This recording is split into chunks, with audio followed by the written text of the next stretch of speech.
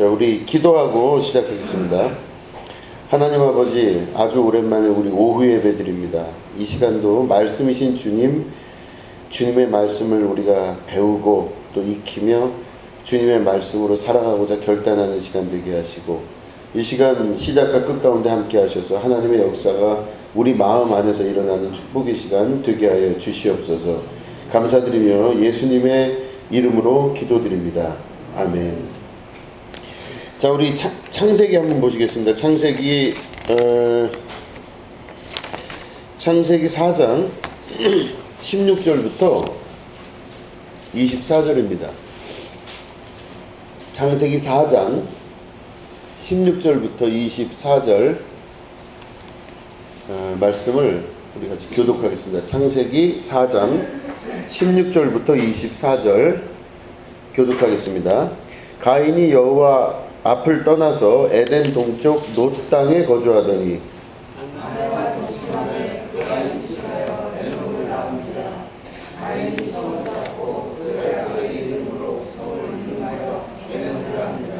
에녹이 이랏을 낳고 이랏은 무후야엘을 낳고 무후야엘은 무드사엘을 낳고 무드사엘은 라멕을 낳았더라.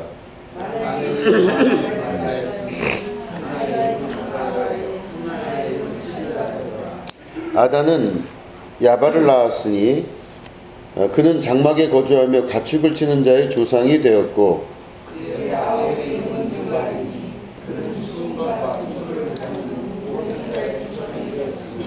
실라는 두발가인을 낳았으니 그는 구리와 쇠로 여러 가지 기구를 만드는 자요 두발가인의 누이는 나아마였더라.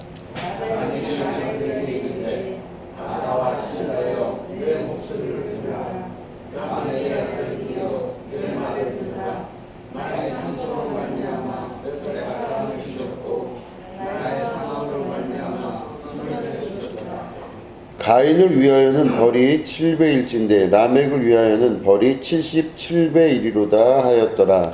아멘.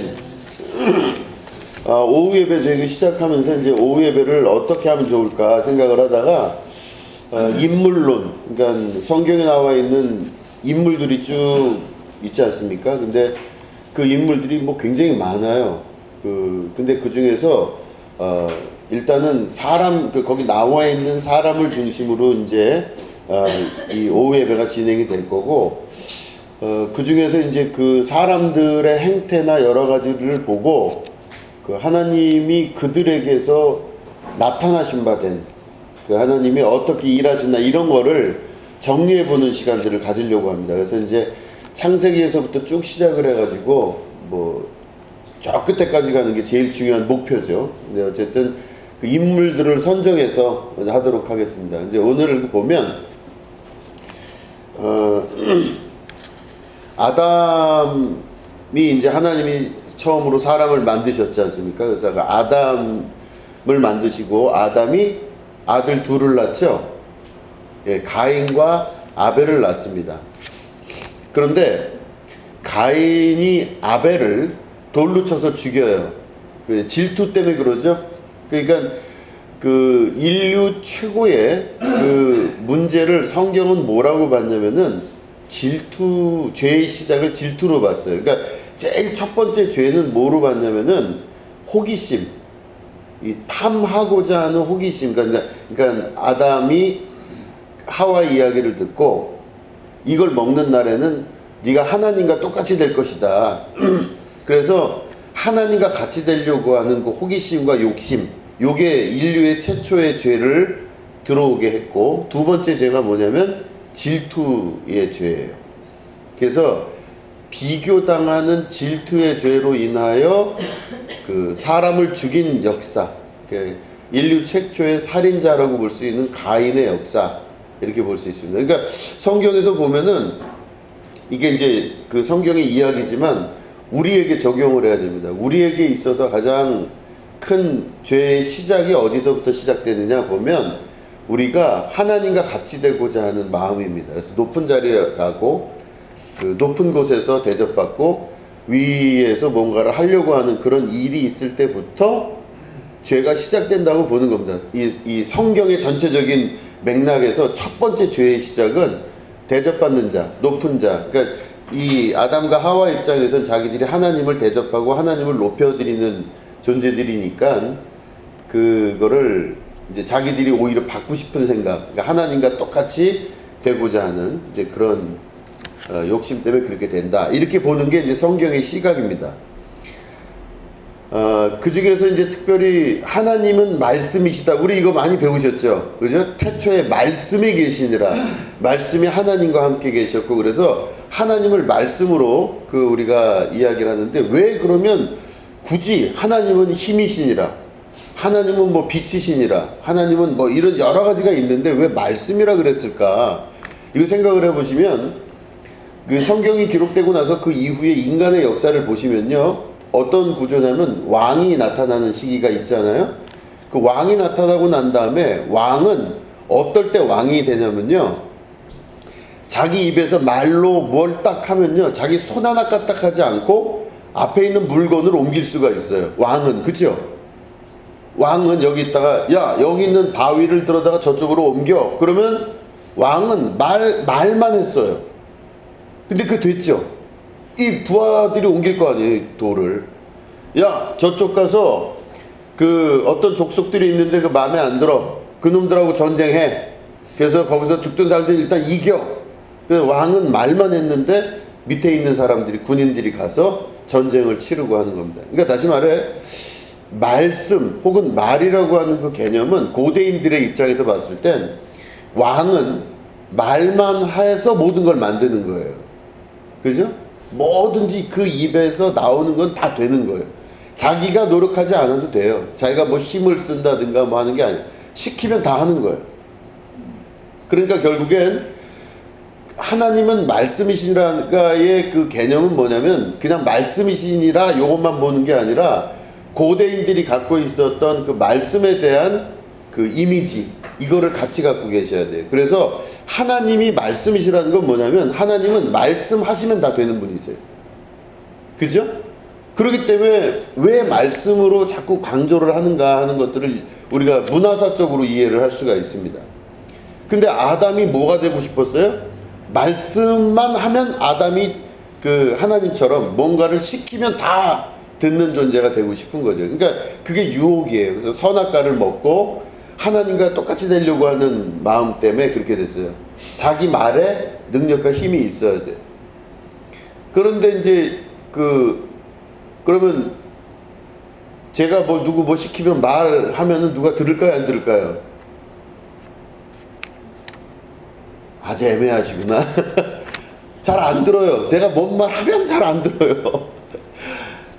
이게 참 이상하죠. 그러니까 다시 말해, 말이라는 거가 나는 내가 말하면 다 들어야 돼요. 누군가가. 그렇게 생각하고 싶은 생각이 드는데 오히려 내가 말하면 그 말을 안 듣는 게 정상일 수가 있다는 뜻입니다. 성경에서 성경적 기준으로 보면 내가 뭘 말을 할 때 그 말을 잘 안 들어요. 그럼 내가 지금 정상이구나 이러면 돼요. 그렇죠? 여러분들 뭐 말씀하시면 대부분 주변에서 다 이게 이루어지십니까? 아니에요? 주변 분들이 말을 잘 안 들어요? 말 잘 들어요? 안 들어요? 아멘. 여러분들은 정상이신 거예요. 그래서 왜냐면 예수님이 낮은 데로 가라, 높은 자리에 앉지 말고 낮은 하석으로 가라 말씀하시는 것도, 하석에 앉아있는 사람은 뭐 시키면 누가 뭐 듣기를 해요? 갖고 오기를 해요? 뭐 갖고 와라 그러면 네가 갖다가 뭐 먹든지 말든지 이렇게 얘기를 하는 거예요. 그러니까 상석에 있는 사람은 뭘 시키면 다 하는데 하석, 낮은 자리에서 일하는 사람은 뭐 시키면 말 안 들어요, 잘. 근데 예수님은 어디로 가라 그랬냐면 낮은 자리로 가라 그랬어요. 낮은 자리. 그럼 낮은 자리 가면 어떻게 되냐면 내 말 잘 안 들어요. 무슨 말을 해도 잘 안 들어요. 그러면 무슨 말을 해도 안 듣는 거를 난 잘못됐다고 생각해. 내가 힘이 없다. 내가 지금 뭔가 이게 인생이 뭐 이게 뭐야 나는 남들은 다 시키면 밑에 사람들이 하던데 나는 이게 뭐야 이제 이렇게 생각을 할 때가 있는데 그게 잘못된 생각이죠. 진짜는 뭐냐면 내가 시키면 말 잘 안 듣는 자리에 가 있으면요 잘 하시는 거예요. 아멘. 아멘이 어려우시죠? 그게 맞아요.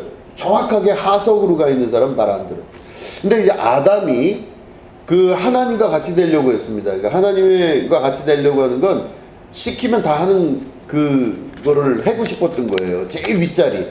너희가 하나님과 같이 되어서 모든 것 위에 뛰어난 자가 돼요.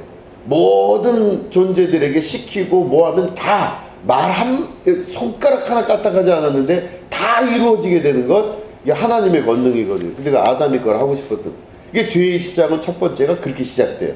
그죠? 그러니까 두 번째 뭐냐, 이제 쫓겨나가지고 가인과 아벨을 낳았어요. 아들 둘을 낳았는데 가인의 제사를 안 받으셨어요. 그 농사를 져서 올렸는데 하나님께 안 받으셨고, 아벨의 제사를 받으셨어요. 뭐 이제 한간에 하는 얘기들은 뭐 여러 그 외경이라든가 뭐 기타 등등 자료들을 보면 가인은 농사를 졌던 사람이고 아벨은 가축을 친 사람인데, 농사를 지은 사람들 그의 조상이었던 가인은 그 농사 짓는 사람들은 하나님이 안 받으셨고 이 목축하는 사람들 것을 받으셨다, 뭐 이렇게 하는 얘기도 있는데, 제가 볼 땐 그건 별 의미가 없어요.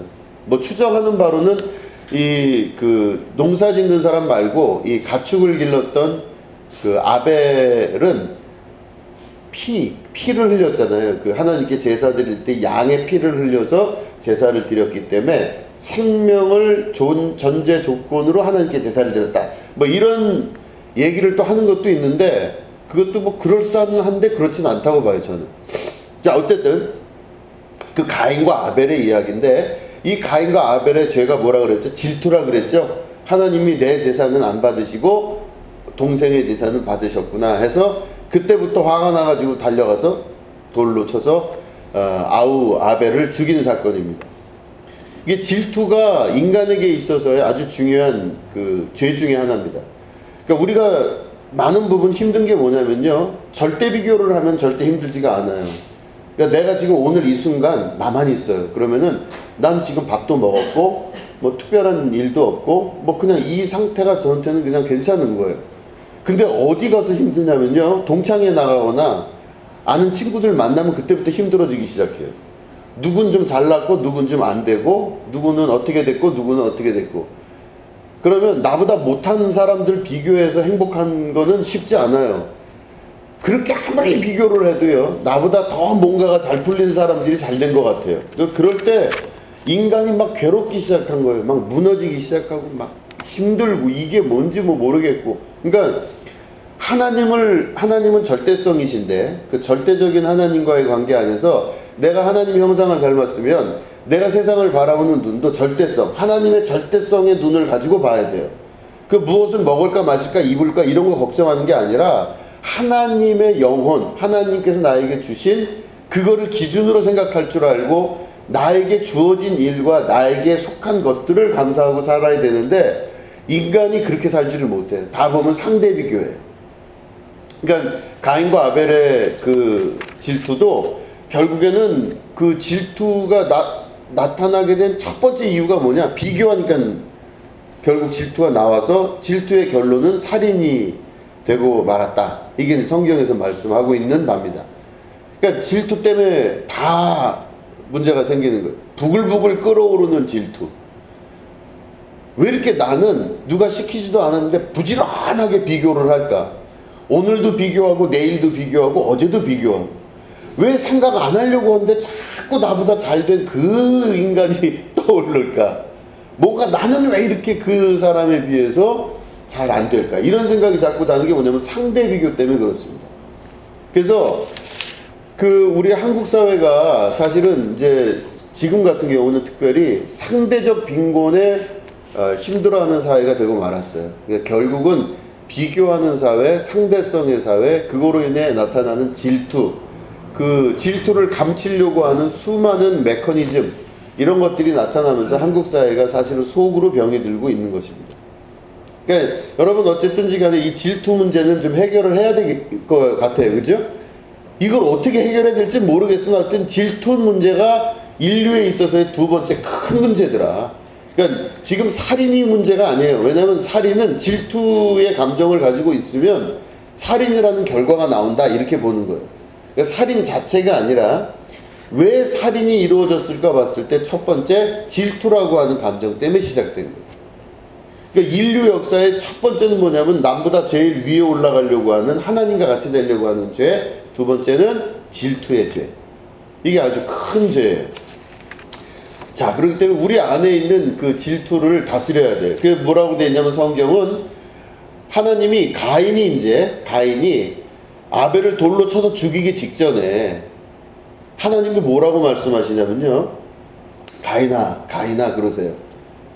그러니까 네, 왜 그러십니까? 그러니까 가인에게 하나님 말씀하시기를 죄가 내 문 앞에 엎드러져 있으나 너는 죄를 다스릴지니라 이렇게 말씀하세요. 그러니까 다시 말해 가인이 죄를 짓기 전에 질투의 감정이 일어날 때 죄가 네 문 앞에 넘어져 있는 거는 인정을 해요. 하나님도 질투가 들 수도 있다. 그러나 너는 그 죄를 다스릴지니라 이렇게 말씀하십니다. 그러니까 결국에는 이 질투라고 하는 문제가 우리에게 없을 수가 없다 이 말씀이신데 그 질투를 다스릴 줄 아는 존재가 되어야 된다 그 말씀이에요. 그죠? 자, 질투 굉장히 중요한 그 이슈입니다. 특히 우리 예수 믿고 살아가는 우리들에게는 이 질투의 문제만큼 이제 꼭 다스려야 되는 아주 중요한 핵심적 이제 그 사안 중에 하나예요. 근데 이제 그러고 나서 이제 이 질투의 감정을 이기지 못하고 가인이 자기 동생 아벨을 쳐서 돌로 쳐 죽입니다. 그리고 나서 가인이 도망가 버리고 이제 아담과 하와가 이제 막 슬퍼하다가 나중에 시간이 지난 다음에 아들을 낳는데 그 아들이 그 셋이라고 하는 아들을 낳아요. 셋을 낳습니다.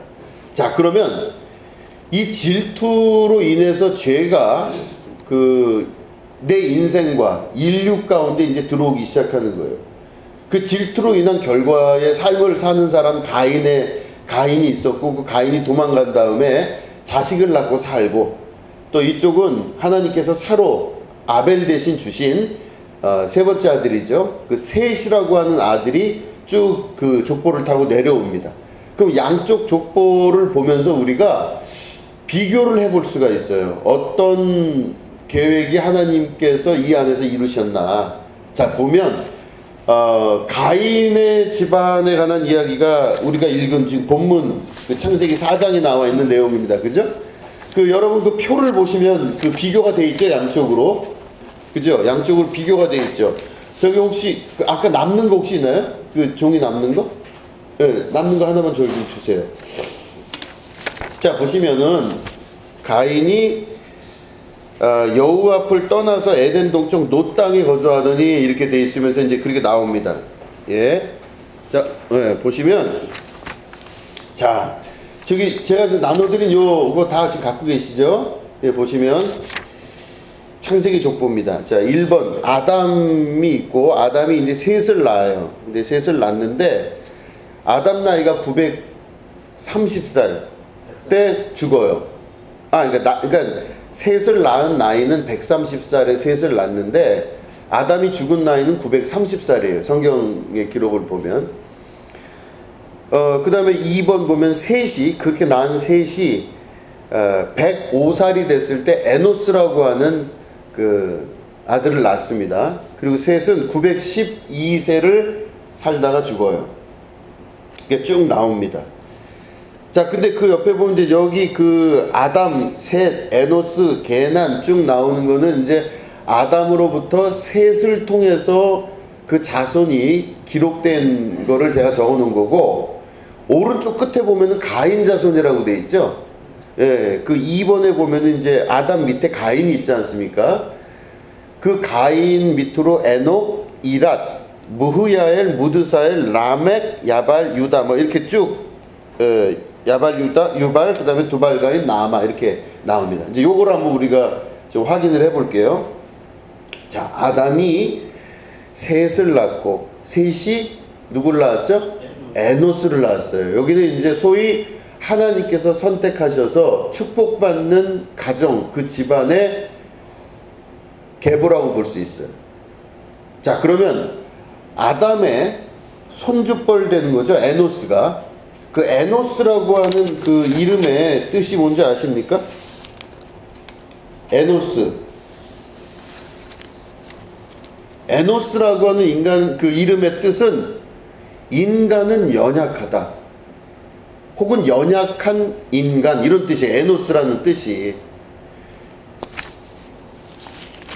연약한 인간이라고 하는 뜻입니다. 자, 근데 보시면 이걸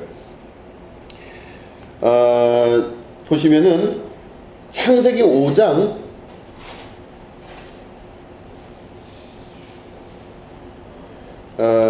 잠깐만요. 네?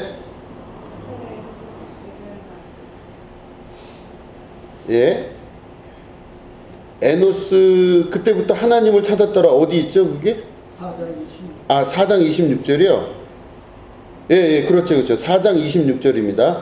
셋도 아들을 낳고 그의 이름을 에노스라 하였으며 그때의 사람들이 비로소 여호와의 이름을 불렀더라, 이렇게 돼 있어요. 그러니까 그 전에는 여호와의 이름을 불렀다 그런 이야기는 없습니다. 근데 셋이 에노스를 낳은 이후에 사람들이 여호와의 이름을 불렀다, 이렇게 돼 있어요. 자, 그럼 보면 셋이 자기 아들 에노스를 낳은 다음에 이름을 뭐라고 줬다고요? 인간은 연약하다, 혹은 연약한 인간.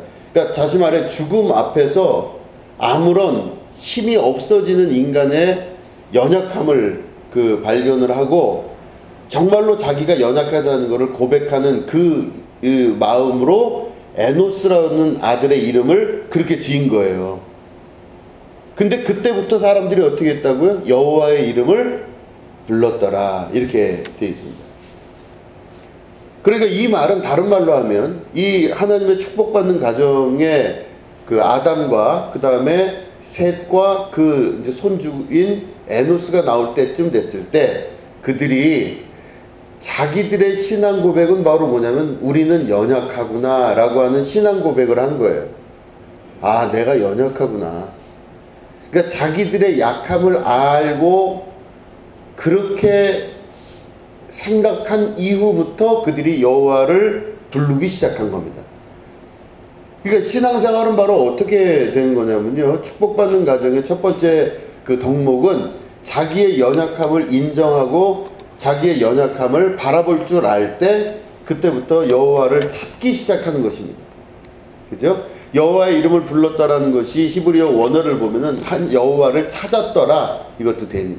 그러니까 여호와 하나님을 내 약함으로 인해 찾을 줄 아는 자가 됐을 때 그래요. 근데 자기의 연약함이 있지 않다고 생각하는 사람은요, 신앙생활이 어려운 겁니다. 정말 쉽지 않아요. 자기가 스스로 살 수 있는 사람은 그 여호와 하나님을 찾을 겨를도 없어요. 자기의 연약함을 모르면.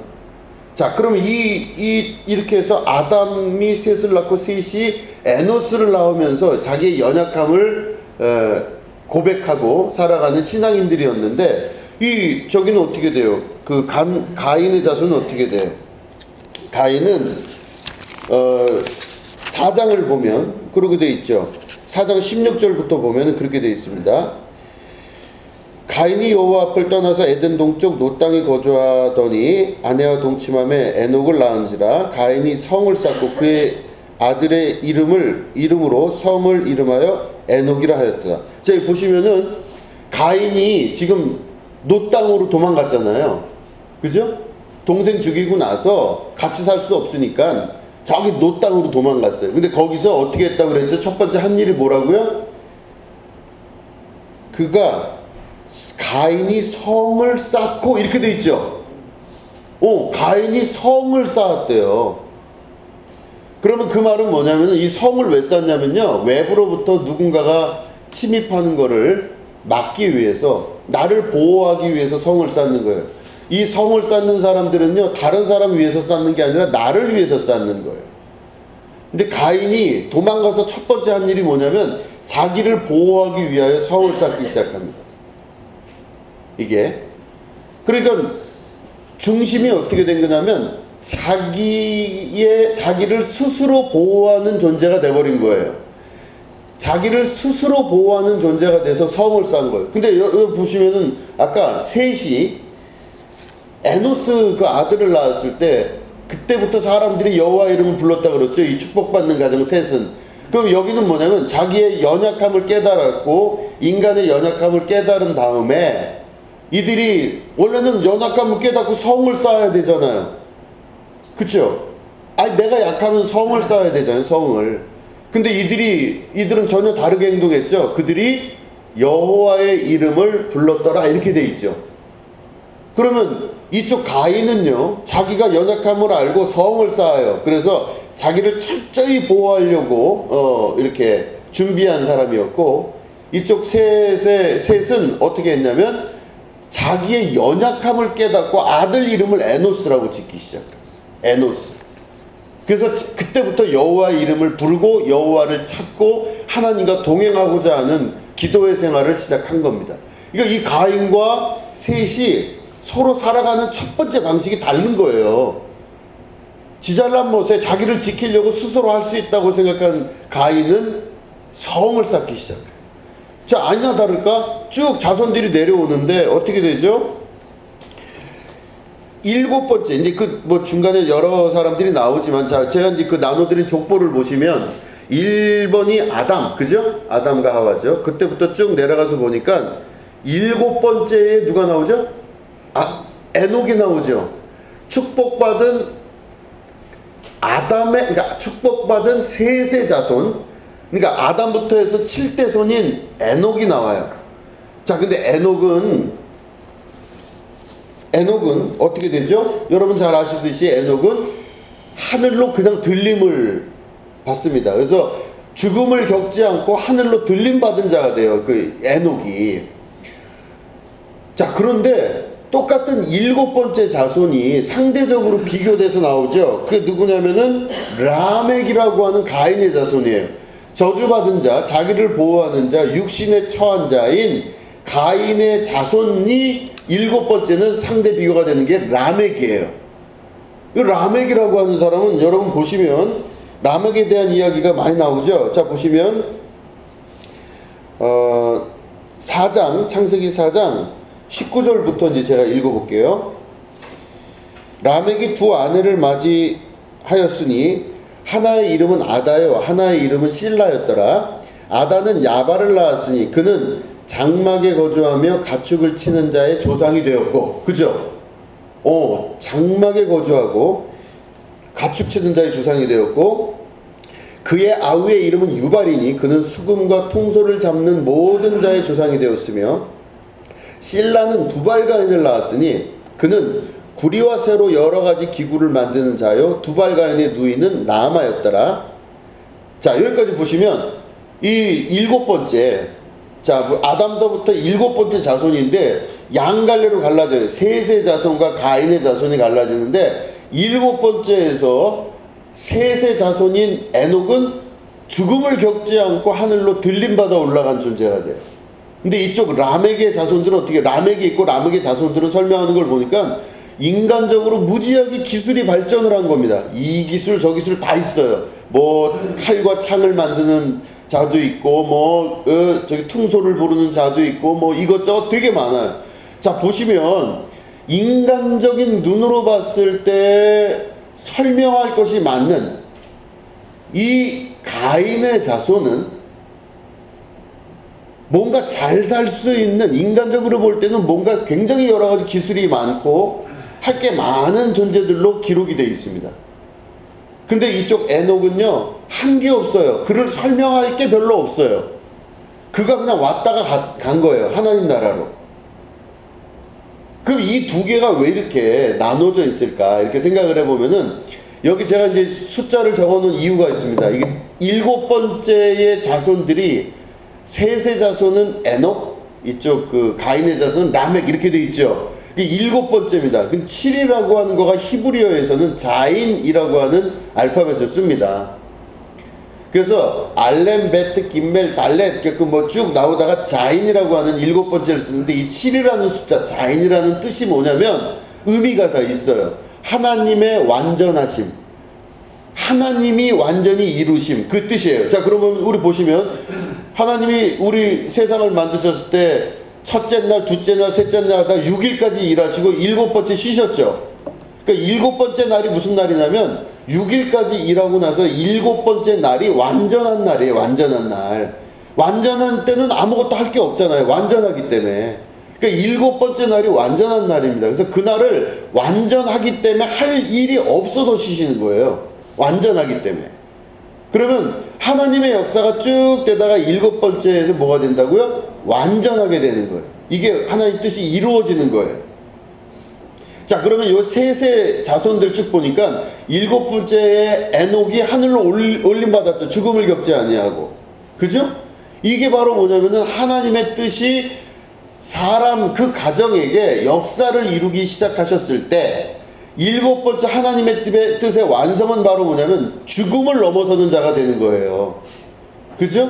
죽음을 넘어서서 죽음을 겪지 않고 하나님 나라로 들림받아 올라가는 것, 이게 하나님 나라의 완전성의 뜻입니다.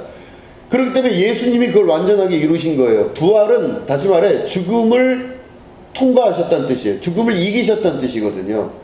그러니까 죽고 부활하신 주님이 에녹에, 다시 말해 하나님이 6일 동안 창조하시고 마지막 날에 완전을 이루신 것처럼 예수 그리스도 안에서 모든 창조 섭리의 모든 것들이 완전을 이루신 거예요.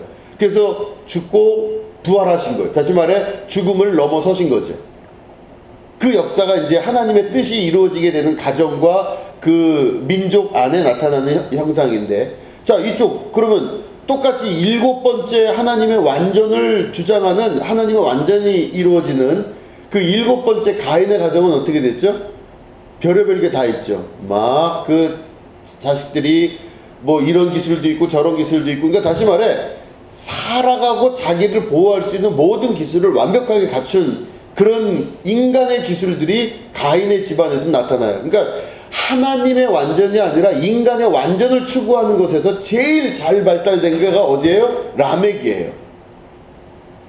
자, 그런데 이 라멕이 그렇게 해서 이제 그 소위 가인 집안에 질투로 인하여 살인이 일어나고 살인으로 인하여 그 역사가 완성되는 인간의 역사의 시작, 죄의 역사의 즉 역사가 내려오는데, 그 죄의 역사의 마지막 7번째가 바로 뭐라고요?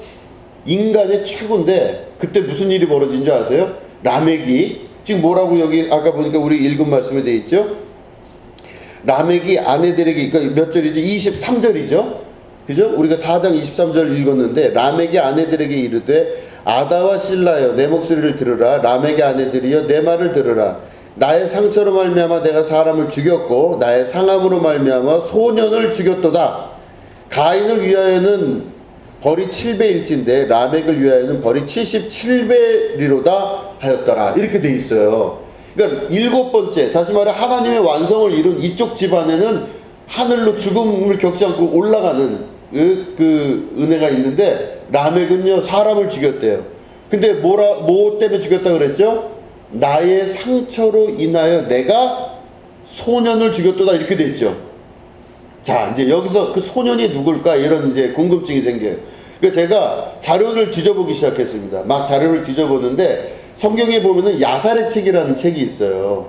그 야살의 책은 정경에 포함되지 않은 외경입니다.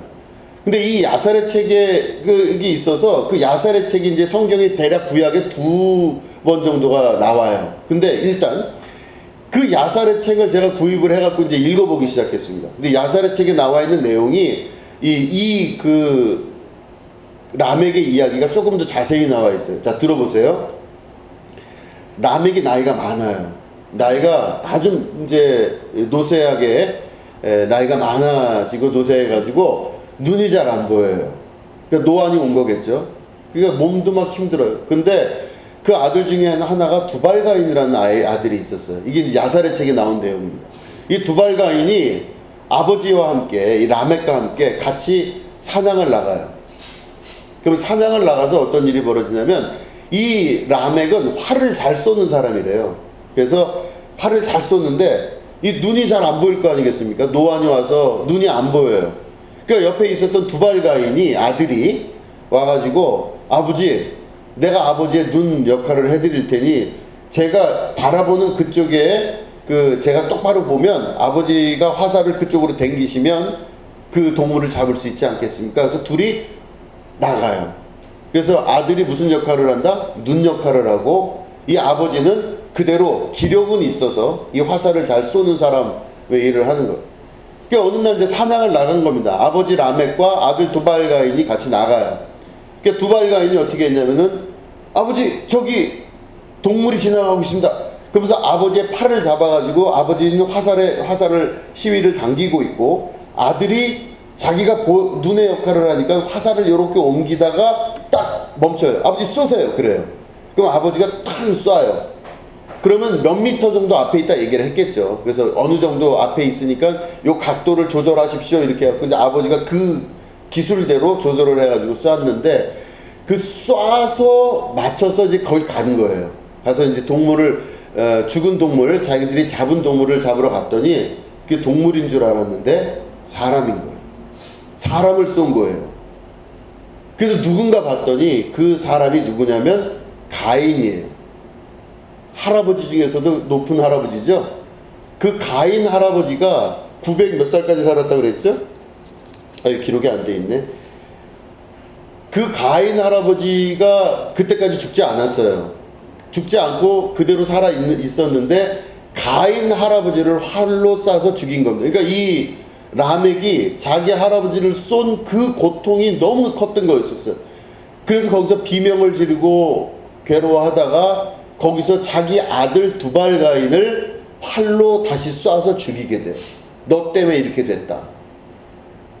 그래서 여기서 나와 있는 그 성경상에서는 우리가 읽은 이 창세기상에서는 내가 내 상처로 인하여 내가 소년을 죽였도다 했을 때 그 소년이 누군가는 나오지 않지만 야살의 책이라고 하는 외경에서 그 나머지 내용들을 보면 결국 잘못된 판단으로 인해 가지고 고조하라 아주 완전히 높은 할아버지죠. 그 높은 할아버지인 가인을 활로 쏴서 죽이고 그리고 그 고통으로 인해서 자기가 충격을 받아 자기와 같이 갔던 아들을 쏴서 죽이게 되는 것. 이게 바로 라멕의 역사의 종지부라고 하는 것입니다. 이 말은 뭐냐면 상징적인 의미가 여기 많이 있는데 하나님의 뜻에 의하여 이루어진 셋의 가정 안에서의 하나님의 완성은 죽음을 겪지 않고 하늘로 올라가게 되는 축복을 경험하는 거지만 인간의 역사 안에서의 마지막, 그러니까 다시 말해 7번째 완성이라고 하는 부분에 있어서는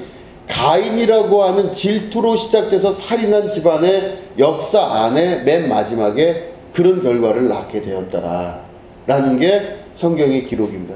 비교가 되죠. 7번 자인이라고 하는 7번째 하나님의 완성, 세상의 완성을 의미하는 7이라는 숫자의 7대 손 안에서 나타난 이 상대적인 비교할 수 있는 사건이 바로 라멕의 사건입니다. 그런 걸 보면 우리가 단순히 이제 이거 자체는 하나의 설화일 수도 있고 이야기일 수도 있고 뭐 여러 가지 가능성이 내포가 되지만 성경에 기록되어 있다는 것을 보면 하나님의 뜻이 그 안에 어떤 방향으로 이루어지고 있나를 볼 수 있는 아주 중요한 계기가 되는 것입니다. 이게 단순하게 뭐 그 집안이 어떻다 뭐 어떻다 이런 걸 얘기하는 건 아니에요. 그걸 말하는 게 아니라 우리 안에 역사하고 있는 여러 가지 영적 일들이 있는데 그 영적 일들의 마지막 결론과 결과가 어떻게 날 것인가를 보여주는, 상세히 보여주는 뜻입니다. 그래서 이 셋의 자손을 통하여서 나중에 하나님의 역사가 나타나고 예수 그리스도가 그 안에서 태어나시게 되고 그 역사가 완성되게 되는 것이 이 성경의 역사의 아주 중요한 핵심이고 이 가인의 뜻에 의해서 이루어지는 여러 가지 죄악된 사건들이 상대적으로 비교되는 세상의 역사 안에서 나타나는 것들입니다. 자, 마지막으로 정리를 하면 이 가인의 집안은 모든 기술과 또 자기를 보호하려고 하는 자기 보호 본능, 이 성을 쌓아서 자기를 죽지 않게 만들려고 하는 그 기술, 그리고 그 밑에 있는 자손들, 특별히 7번째 7대 손인 라멕의 자식들을 보면 4명 아들들이 다 뛰어나요. 아주 엄청난 기술들을 갖고 있어서 육신을 유지하고 살기에는 최고의 삶을 사는 그런 존재들이었는데 이 영적 삶을 사는 이쪽에서는요 드러나는 게 하나도 없어요. 오로지 드러난 거는 에노스라고 불렀더라. 다시 말해 자기들의 약함을 알고 여호와를 찾고 여호와를 그들이 그때부터 부르기 시작했더라. 그러니까 약한 모습밖에 안 보이는 거예요. 이 셋의 자손들을 보면 자기들의 약함을 고백하고 연약함을 고백한 이후에 그 에노스라고 이름한 그 이후부터 여호와를 불렀더라. 그리고 에녹이 7번째에서 하나님의 완성을 이룰 때 하나님 나라로 올라갔더라. 그러니까 영적 삶을 사는 사람들이 어떻게 사는가를 우리가 볼 수 있는 겁니다. 그 사람들은 빛도 없이 이름도 없이 살아간다고 하지만 결국엔 그들이 하나님의 뜻을 완벽하게 이루는 하나님의 축복의 자녀들로 살아가게 되는 것이고, 세상의 모든 기술과 뜻을 다 가지고 있어서 그 나중에 이 역사가 나중에 보면 바벨탑까지 쌓게 되는 겁니다. 바벨탑을 쌓고 세상 권세, 공중 권세 잡은 자의 힘을 가지고 수많은 기술들을 이루었던 그 인간 역사 안에서는 모든 게 저주와, 그리고 그 안에는 실수와 잘못된 모든 결론들이 나타나게 되는 그런 결론으로 방향을 잡아간다라고 하는 것이 성경에서 이야기하는 창세기 4장과 5장을 걸쳐서 나타나고 있는 뜻들입니다. 그죠? 여러분 이해하시겠죠? 자, 그럼 이게 여기서 끝이는 게 아니라 이 이후로 쭉 계속 연결이 돼요. 그러니까 이런 인물, 그러니까 여기 나와 있는, 오늘 지금 나와 있는 그 사람들의 이름을 우리가 조금씩 기억한다면요, 뭐가 있겠어요? 아담이 있고, 그 다음에 셋이 있고, 가인이 있고, 그 다음에 셋의 손자인 에노스가 있고, 셋의 아들이죠, 에노스가 있고, 이쪽엔 누가 있어요? 라멕이 있고, 여기는 에녹이 있고. 그래서 요 정도만 우리가 기억을 한다 해도, 이 방향성을 가지고 성경의 역사는 계속 진행이 되는구나, 양쪽으로 나뉘고 있구나, 이런 거를 깨달아 알 수 있게 되는 겁니다. 여러분들 안에서도 요 말씀 가지고 나중에 다시 한번 묵상하시면서 내 안에 있는 여러 가지 감정과 생각과 뜻, 기술, 그리고 상대 비교하려고 하는 마음, 이런 여러 가지 것들을 한번 돌아보시면서 여러분들께서도 셋의 가정, 그죠? 하나님 앞에 내 약함을 드러내며 하나님을 찾을 수 있는, 그리고 축복의 자녀들과 축복의 가정을 이루는 여러분 모두가 되시기를 주님의 이름으로 축원합니다. 기도하겠습니다. 하나님 아버지 감사합니다. 주님께서 우리와 함께 하셔서 이 아담의 족보를 통하여서 우리가 나아가야 될 방향, 하나님이 우리에게 역사하시려고 하는 그 모든 것들을 깨달아 아는 축복의 자녀들 삼아 주시옵소서. 하나님께서 우리에게 주님의 눈으로 세상을 바라볼 수 있는 그 시각을 허락하셔서 영적인 눈으로 살아갈 수 있도록 도와 주시옵소서. 감사드리며 예수님의 이름으로 기도드립니다.